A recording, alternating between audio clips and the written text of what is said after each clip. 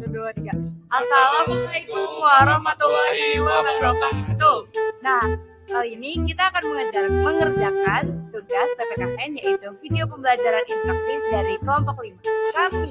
Kami dari kelompok 5 yang beranggotakan ada Vivaldi, Marcelino, Adinda, dan Nabi Pangdelbi. Nah, di media pembelajaran atau video interaktif kali ini, kita akan menjelaskan bagaimana Pancasila terbentuk. Yang pertama, materi pertama ialah bagaimana Jepang menjajah Indonesia akan dijelaskan oleh Valdi. Pada tahun 1945, Jepang menginvasi Indonesia yang saat itu berada di bawah kekuasaan Belanda sebagai bagian dari kampanye militer di Asia Tenggara selama Perang Dunia Kedua. Pendukung Jepang di Indonesia ditandai dengan kebijakan militer yang keras dan eksploitasi sumber daya alam untuk mendukung upaya perang mereka. Namun, Jepang juga melakukan beberapa perubahan yang signifikan, menghapuskan struktur pemerintahan kolonial Belanda dan memberikan pendidikan serta pelatihan militer kepada pemuda Indonesia. Meskipun awalnya diterima dengan antusias oleh beberapa kalangan karena dianggap sebagai pembebasan kolonialisme Belanda, kebijakan tindakan yang regresif segera menimbulkan ketidaknyamanan. Nah, tadi kan sejarah singkat bagaimana Jepang menjajah Indonesia. Selanjutnya kita akan pindah ke materi BPUPK. Pembentukan BPUPK untuk mengantisipasi kekalahan Jepang yang semakin memburuk, Perdana Menteri Kuniaki Koiso berusaha memulihkan kewibawaan Jepang di wilayah jajahan pada tanggal 7 September 1944. Perdana Menteri Kuniaki Koiso memberikan janji kemerdekaan kepada bangsa Indonesia, disampaikan pada sidang istimewa atau sidang parlemen Jepang yang pertama. Untuk menindaklanjuti janji tersebut, Jepang mengumumkan rencana untuk membentuk Doketsu Junbi Sosakai, Badan Penyelidik Usaha-Usaha Persiapan Kemerdekaan atau BPUPK pada tanggal 1 Maret 1944. Biasanya kan pelajar pelajar Indonesia itu tahunya dengan sebutan BPUPKI. Tapi kenapa sih pada saat itu disebutnya BPUPK? Materi ini akan dijelaskan oleh Vivaldi. Kenapa dinamakan BPUPK? 1. Dalam bahasa Jepang, badan ini bernama Doketsu Junbi Sosakai, yang berarti Badan Penyelidik Usaha-Usaha Persiapan Kemerdekaan. Yang kedua, pada saat itu belum ada kesepakatan soal nama negara yang akan merdeka, sekalipun nama Indonesia sudah sering diucapkan. Selanjutnya kita akan mengulik bagaimana pembentukan BPUPKI. Pada tanggal 29 April 1945, BPUPKI yang diketuai oleh KRT Rajiman Weddiodiningrat dengan wakil ketua Ichibangase Yoiso dari Jepang dan Raden Panji Soeroso melaksanakan 2 kali sidang, yaitu sidang pertama pada tanggal 29 Mei sampai 1 Juni membahas tentang dasar negara dan 10 sampai 17 Juli membahas tentang rancangan undang-undang dasar. Pada sidang pertama terdapat 3 tokoh yang paling dipertimbangkan pandangannya, yaitu yang pertama Muhammad Yamin pada tanggal 29 Mei 1945, yang kedua Suepomo pada tanggal 31 Mei 1945, dan yang ketiga Ir Soekarno pada tanggal 1 Juni 1945. Yang mencetuskan usulannya nih, yaitu Bapak Muhammad Yamin, Bapak Supomo, dan Bapak Ir Soekarno. Apa aja sih usulannya? Kalau Bapak Muhammad Yamin mengusulkan untuk membuat peri kebangsaan, peri kemanusiaan, peri ketuhanan, peri kerakyatan, dan peri kesejahteraan rakyat. Baru untuk Bapak Supomo, dia menyarankan untuk membuat persatuan, kekeluargaan, keseimbangan lahir dan batin, musyawarah, dan keadilan rakyat.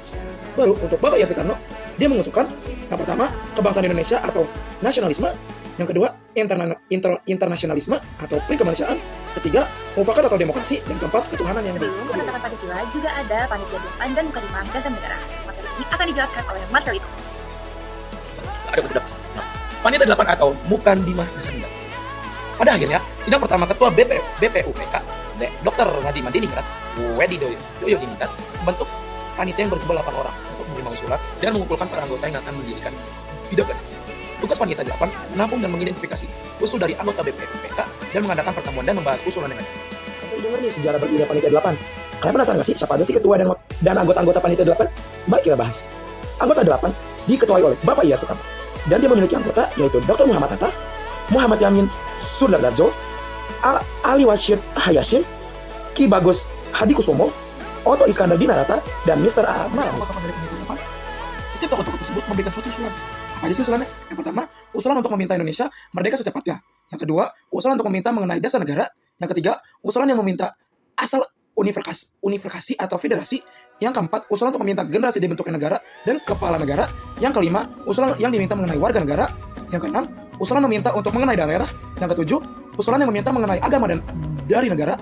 Yang ke-8, usulan meminta mengenai pembelaan. Dan yang ke-9, usulan meminta mengenai sidang dan mendapatkan beberapa usulan yang tadi sudah dijelaskan, Panitia 8 mengadakan rapat bersama 38 anggota BPUPKI. Lalu dibentuklah Panitia 9 yang beranggotakan yang pertama, itu ada Dr. Ir Soekarno. Yang kedua, Dr. Hatta. Dan kelima, yang ketiga Muhammad Yamin. Keempat, Mr. Amaramis. Yang kelima, Raden Hadikusono. Yang keenam, Abdul Kahar. Yang ketujuh, Kahar Wahid Hasim, yang keempat Agus Salim, dan yang kelima adalah Ahmad Sudojo. Tadi kan udah kenalan sama ke-9 anggota dari Panitia 9. Selanjutnya kita harus menjelaskan sejarah Panitia 9 atau tugas ini yang akan dijelaskan oleh Marcel. Tugasnya menampung suara asal-usul dari anggota BPUPKI dan usul mengenai rumusan dasar negara. Pada tanggal 22 Juni 1945, Panitia 9 mengadakan rapat di kediaman Soekarno di Jalan Panggagasan Timur 056 Jakarta. Rapat tersebut membahas tentang rancangan pembukaan Undang-Undang Dasar. Panitia 9 juga menghasilkan rumusan sebagai tujuan negara merdeka pada hasil sidang memerlukan Piagam Jakarta yang ditambahkan oleh Panitia 9 yang isinya adalah ketuhanan yang Maha Esa, kemanusiaan yang adil dan beradab, persatuan Indonesia, kerakyatan yang dipimpin oleh hikmat kebijaksanaan dalam permusyawaratan perwakilan, dan serta keadilan sosial bagi seluruh rakyat. Selain itu dalam menyiapkan dan membantahkan serta mengesahkan hal-hal penting untuk mempersiapkan kemerdekaan Indonesia, maka pada 7 Agustus 1945 dibentuklah Panitia Persiapan Kemerdekaan Indonesia, yaitu PPKI. PPKI dibentuk untuk mempersiapkan segala sesuatu yang diperlukan untuk kemerdekaan Indonesia, termasuk menyusun undang-undang dasar dan membentuk pemerintahan baru yang beranggotakan 12 orang dari Jawa, 3 orang dari Sumatera, 12 orang dari Sulawesi, 1 orang dari Kalimantan, 1 orang dari Nusa Tenggara, 1 orang dari Maluku, 1 orang lagi dari Sebelum menetapkan Pancasila sebagai dasar negara, kita mengalami peristiwa bersejarah yaitu proklamasi. Proklamasi Kemerdekaan Indonesia diumumkan pada 17 Agustus 1945 oleh Soekarno dan Muhammad Hatta. Proklamasi ini menandai kemerdekaan Indonesia dari penjajahan Jepang dan pembentukan Republik Indonesia yang merdeka. Proklamasi dibacakan pada pukul 10 WIB di Jalan Pengesahan Timur 056 Jakarta di depan rumah Soekarno. Kira-kira kenapa sih diperlukan proklamasi? Proklamasi ini menandai awal kedaulatan Indonesia dan kemerdekaan dari penjajahan. Proklamasi ini menjadi titik awal perjuangan diplomasi untuk mendapatkan pengakuan internasional atas kemerdekaan Indonesia. Nah, kita ke proses penetapan Pancasila. Ternyata ada kaca. Apaan sih? Sidang PPKI 18 Agustus tahun 1945 memutuskan untuk mengubah rumusan dalam Piagam Jakarta. Keputusan untuk menghapus 7 kata dengan kewajiban menjalankan syariat Islam bagi pemeluk-pemeluknya menjadi ketuhanan yang Maha Esa dilakukan untuk menjaga persatuan dan keutuhan bangsa. Alasan diubah. Keberatan yang disampaikan oleh perwakilan dari Indonesia bagian timur, mereka merasa bahwa 7 kata tersebut dapat menimbulkan perpecahan dan tereliminasi terhadap diskriminasi terhadap non-muslim. Jadi hari lahir Pancasila itu ada 2 loh guys. Yang pertama 1 Juli 1945 dikenal sebagai hari lahir Pancasila. Pada hari lahir ini Ir Soekarno memperkenalkan konsep dasar negara Pancasila dalam pidatonya di sidang BPUPKI yang terdiri dari 5 prinsip kebangsaan Indonesia: internasionalisme, mufakat atau demokrasi, kesejahteraan sosial, dan keutuhan yang kebudayaan. Di tanggal 18 Agustus 1945 dikenal sebagai Hari Pengesahan Pancasila. Pada tanggal ini PPKI mengesahkan rumusan final Pancasila dalam pembukaan Undang-Undang Dasar 1945 yang terdiri dari ketuhanan yang Maha Esa, kemanusiaan yang adil dan beradab, persatuan Indonesia, kerakyatan yang dipimpin oleh hikmat kebijaksanaan dalam permusyawaratan perwakilan, dan keadilan sosial bagi seluruh rakyat Indonesia. Selain itu, 7 kata dalam Piagam Jakarta diubah untuk menjaga persatuan nasional. Selanjutnya kita membahas ketiga sidang PPKI yang dibacakan oleh Adinda Zafaira. Nah, PPKI mengalami 3 kali sidang. Sidang pertama PPKI diadakan pada tanggal 18 Agustus 1945. Nah, hasilnya yang pertama ada mengesahkan Undang-Undang Dasar Negara. Yang kedua, mengangkat Insinyur Soekarno sebagai Presiden dan Dr. Andes Muhammad Hatta sebagai Wakil Presiden. Serta yang ketiga, Presiden sementara waktu akan dibantu oleh sebuah Komite Nasional Indonesia Pusat atau KNP sampai dibentuknya MPR atau DPR. Terus ada sidang 2 lainnya loh guys.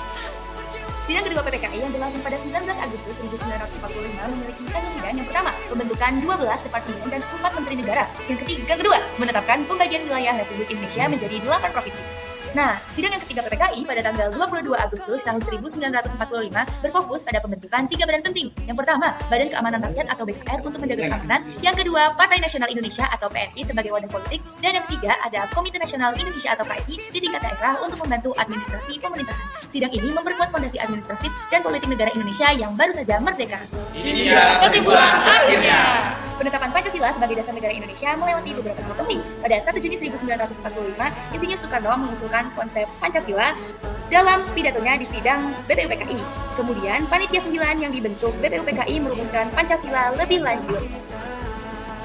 Setelah proklamasi kemerdekaan pada tanggal 17 Agustus 1945, PPKI mendesahkan rumusan final Pancasila pada tanggal 18 Agustus 1945, menggantikan 7 kata dalam Piagam Jakarta untuk menciptakan dasar negara yang sesuai dengan seluruh lapisan masyarakat Indonesia.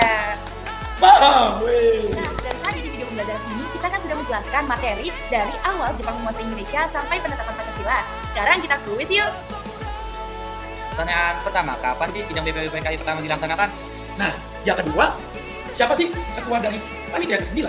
Dan yang ketiga, final penetapan Pancasila pada 18 Agustus, namun selalu disebutkan pada 1 Juni menjadi hari lahir Pancasila. Mengapa dan apa sih penjelasannya? Yuk coba dijawab. Saya Mas Alino. Saya Labib. Dan saya Adinda, pamit undur diri. Terima kasih telah menyimak video pembelajaran kami. Wabillahi taufiq wal hidayah. Wassalamualaikum warahmatullahi wabarakatuh. Dadah semuanya. Mama.